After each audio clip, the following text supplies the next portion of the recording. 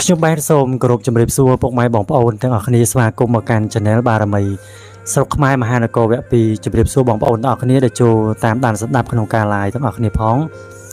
ហើយបងប្អូនណាមានសំណួរក៏អាចចូលមក comment បានហើយថ្ងៃនេះ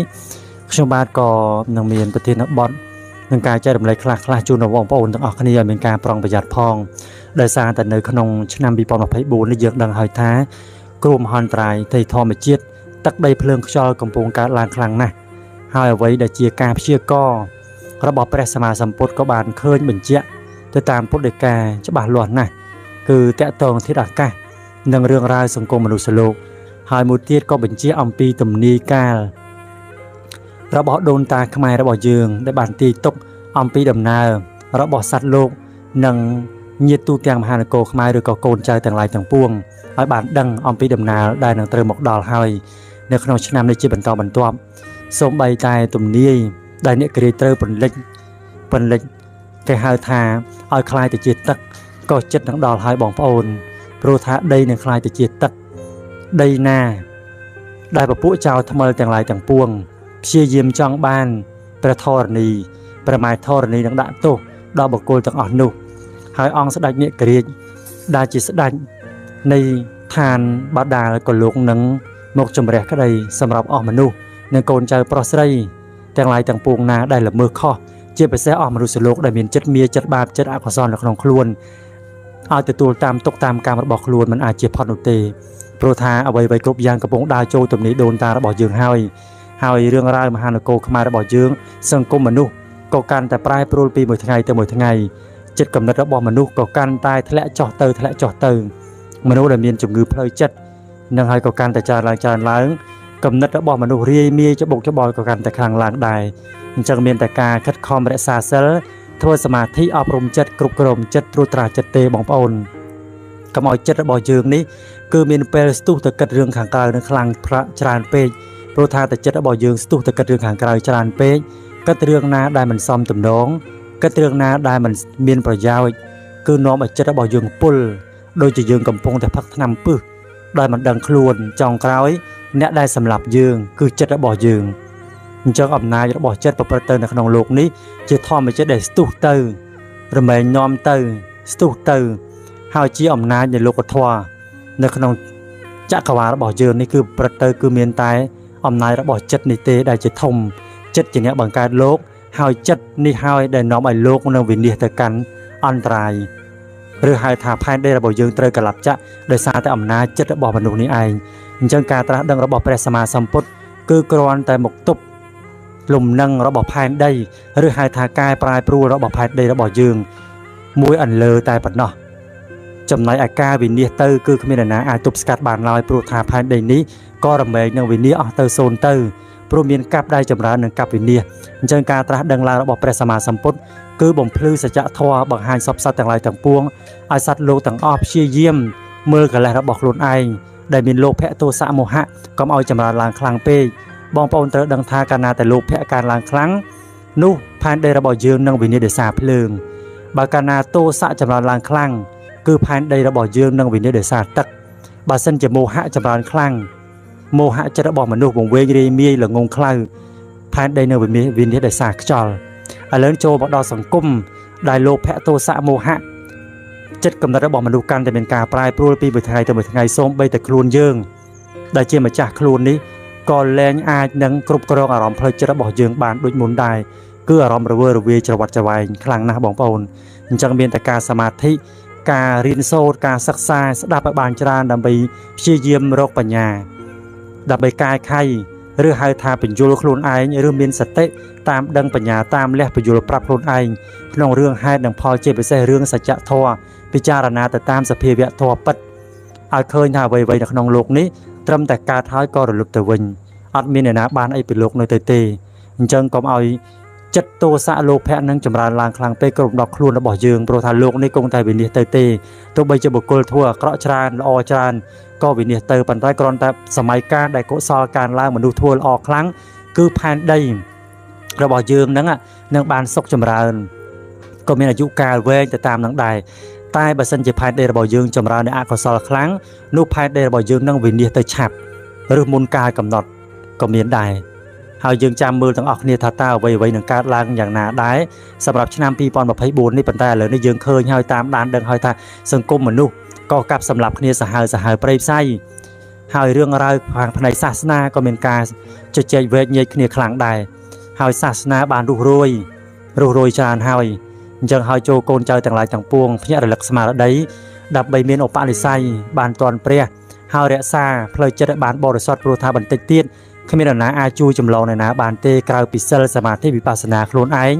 ក្រៅពីអំណាចធម៌ពលចិត្តរបស់ខ្លួនឯងក្រៅពីអំណាចកម្លាំងអធិដ្ឋានចិត្តដែលខ្លួនឯងបានប្រອບនៅសេចក្តីសច្ចៈសេចក្តីបរិសុទ្ធនៅក្នុងចិត្តឬការធ្វើបុណ្យជាលើទុកមកតាំងពីផែនដីមុនរហូតមកដល់ផែនដីនេះហើយមួយទៀតគឺពាក់ព័ន្ធជាមួយនឹងខ្យល់ហើយនឹងទឹកដែលកំពុងតែរសាត់មកដល់នគររបស់យើងហើយអញ្ចឹងនៅក្នុងពពកទឹកសិតតែមានជាតិពុលទាំងអស់បងប្អូនគឺបងប្អូនត្រូវសម្គាល់មើលមុនពេលដែលមេឃភ្លៀងគឺមានពពកខ្មៅមីដេះដាស់ប៉ុន្តែពពកទាំងអស់នោះមិនខ្មៅចំទេប្រៀបដូចជាភ្លើងដែលគេដុតសម្រាមអញ្ចឹងបងប្អូនលក្ខណៈរោលរឿងលឿងខ្មៅអាប់នោះហើយហៅថាពពកជំងឺពពកមេរោគពពកអាសល់នឹងហើយគេហៅថាពពកទឹកពពុះជំងឺនឹងកំពុងតែដែតពេញវេហាអាកាសអញ្ចឹងបើកាលណាយើងត្រូវទឹកភ្លៀងការប្រឈមមុខនឹងជំងឺការប្រឈមមុខនឹងគ្រោះថ្នាក់កាន់តែខ្លាំងព្រោះថាជំងឺនឹងមកតាមទឹកតាមខ្យល់ហើយសុខភាពរបស់យើងក៏កាន់តែទ្រុឌទ្រោមហើយដោយសារតែយើងជាចំណែកមួយរបស់ផែនដីអញ្ចឹងកាលណាតែផែនដីប្រែប្រួល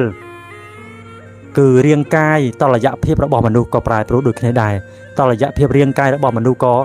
លែងដូចមុនដែរលែងដើរស្មើគ្នាទឹកដីភ្លើងខ្យល់ក៏លែងដើរស្មើគ្នាទឹកដីភ្លើងខ្យល់នៅក្នុងខ្លួនយើងក៏មានមួយចម្រើនខ្លាំងមួយចម្រើនតិចឬក៏ដើរមិនស្មើគ្នាធ្វើឲ្យយើងកើតរោគខ្យល់ចាប់ធ្វើឲ្យយើងមិនស្រួលខ្លួនធ្វើឲ្យយើងកើតជំងឺចម្លែកដូចជាជំងឺមហារីកជំងឺទឹកនោមផ្អែមអីជាដើមហ្នឹងដែលជាជំងឺកាចណាបងប្អូនមួយទៀតគឺជំងឺគ្រុនឈាមជំងឺដែលកាចសាហាវណាស់ហើយជាពិសេសជំងឺទឹកនោមផ្អែមនឹងឲ្យបងប្អូនគួរតែប្រុងប្រយ័ត្នចំពោះចំណីអាហារដែលចូលមាត់ប្រយ័ត្នអ្វីដែលចូលមាត់ប្រយ័ត្នអាហារណាដែលនាំឲ្យយើងនឹងមានវបដិសារី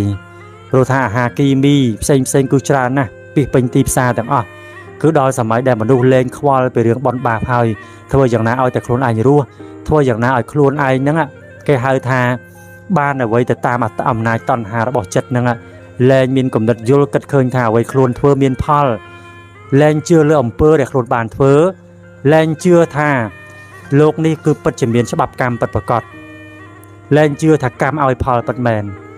នឹងគឺជាមច្ឆាទិដ្ឋិអញ្ចឹងបានថាសម័យនេះសម័យដែលមនុស្សកំពុងតែកើតនៅមច្ឆាទិដ្ឋិខ្លាំងណាស់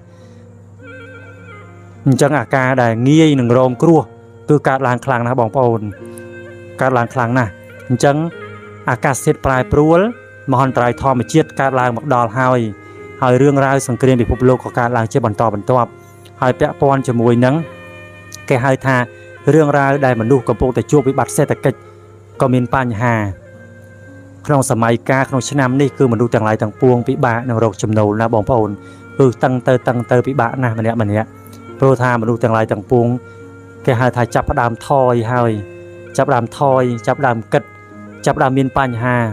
ព្រោះជំងឺក៏ឈឺច្រើនទទួលបន្ទុកក៏ច្រើននឹងហើយបញ្ហាដោះស្រាយចំណូលចំណាយនឹងគឺថាមនុស្សទាំងអស់ខ្វល់ខ្វាយចិត្តណាម្នាក់អញ្ចឹងហើយទោះបីជាយ៉ាងណាក៏ដោយក៏ត្រូវកុំភ្លេចខ្លួនឯងកុំបោះបង់ខ្លួនឯងចោលឲ្យសោះព្រោះថាទុកក្នុងវត្តដាក់នេះគឺជាទុកក្រៃលែងណាស់ប៉ុន្តែបើសិនជាយើងឲ្យខ្លួនឯងមិនដោយនៅក្នុងទុកវត្តដាក់នេះតទៅមុខទៀតគឺយើងនៅតែជួបទុកនេះដដែលអញ្ចឹងដើម្បីឆាប់បញ្ចប់ទុកបានគឺមានតែយើងទាំងអស់គ្នាជាបុត្រព្រះកូនព្រះអ្នកដែលមានឧបនិស្ស័យខិតខំសាងសន្សំបារមីសន្សំឧបនិស្ស័យរក្សាខ្លួនទៅតាមការប្រອບនៅគុណធម៌រក្សាសិលធ្វើសមាធិវិបស្សនាប្រອບនៅគុណធម៌ចាស់របស់យើងឡើងវិញដើម្បីបញ្ញាញាណផុសឡើងដើម្បីជួយសង្គ្រោះខ្លួនឯងជួយសង្គ្រោះក្រុមញាតិហើយបូកនឹងការសិក្សារៀនសូត្របញ្ញាក្នុងខ្លួនបូកបញ្ញាក្នុងក្បួនបញ្ញារៀនបូកនឹងបញ្ញាញាណទើបអាចជួយចម្លងយើងបានទើបធ្វើឲ្យយើងនឹងកាន់តែភ្លឺថ្លាកាន់តែភ្លឺច្បាស់ក្នុងរឿងរ៉ាវសច្ចធម៌ព្រោះសត្វលោកទាំងឡាយទាំងពួងណាដែលមិនយល់ពីសច្ចធម៌សត្វលោកនោះក៏រមែងតែមានទុកជាប់ខ្លួនជានិច្ចក៏រមែងដើរផ្លូវខុសក៏រមែងតែគិតខុសមានមច្ឆាទិដ្ឋិ ได้นอมไปครูนึกแทะแต่ขนาดกันในรัวบายพุ่มรอบไซในกับรอบไซในกับจังตกคนวัดด่านนี้คือจะตกมหาทมเทงนะบองปอนจังกูแต่อยู่ดังไฮศักษาเรียนโซต่างอักเนียโปรธาใบยังมันดังปีตกระบอกลุนไอเพิ่มอย่างไม่ยังไอเป็นจอบตกบานพระสมาสัมพุทธคือตายในยอมปีตกคือในยอมปีให้แต่นอมเมียนตกให้ในยอมปีให้แต่นอมไอเมียนการรำลุตกบานให้แต่นอมเอาทั่วอย่างน่าเราไปรำลุตกบานในยอมปีตกให้หนังให้รำลุตกการตาดังระบอกพระสมาสัมพุทธคือเมียนแต่ปันหนังไอประทอแตงประใบเมินบนปอมประทอมาคันคือในยอมปีตกให้แต่นอมไปยืงเมียนตกนังเพลย์จันจะตกทั่วอย่างน่าเอาสัตว์โลก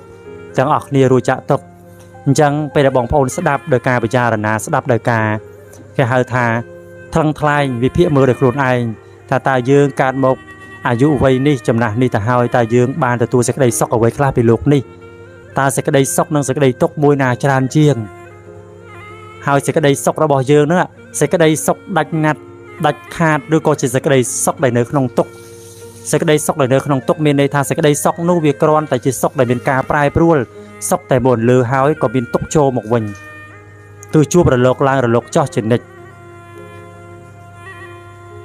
เอาไว้คือมันเตี้ยงปลายปลุลมันอาจบังกอบเป็นเจียบานก็รู้ก็ระบอกยืงก็ปลายปลุลออกเตอร์โซนเตอร์มันเนี่ยคือทาเชียนแต่โรคตายเสกได้สลับเตเวลโรแต่ใบทะเลคืออ่านในจางนางไอนังหายคือสบับปรุงยัวได้ไปเจสาบานโรคเคยทาวัตถุแต่งลายในขนมโลกนี้คือยัวเวลโรแต่ใบทะเลแต่วันตีคือการทั่วอันตรการระเวียงตักได้เพียงช่อก็การเนื้อแกให้ทวิญญาณลางก็การเนื้อสัตว์เป็นจีบลางอันตรกรรมตักได้เพียงช่อนี่ให้ก็นอมเอาวิญญาณระลุแต่วันใดสัตว์เป็นจีบนั่นก็ประตามการเรียงคลวนจังเตยจังต่อแต่บุคคลมีชันเตะมีสมาร์ดหายดังคลวนไอใช่ป่ะดังปีตกระบอกคลวนไอใช่ป่ะเติมอาจะรกเพลย์จังจะตกบานโปรธาวัดด่านนี่คือจะวัดด่าระบอกยืงครุกเนียดราบนายืงเนยประกันในขนมตกระบอกคลวนยืงเนยสลายโลกนี่คือยืงเนยแต่สลายตกแต่ไปยืงมันสลายโลกนี่เตยยืงใช้หนึ่งโลกนี่คือบันในไทยยืงใช้หนึ่งตกเร็วรุ่ยชับหนึ่งอาจจะรุ่ยจะตกบาน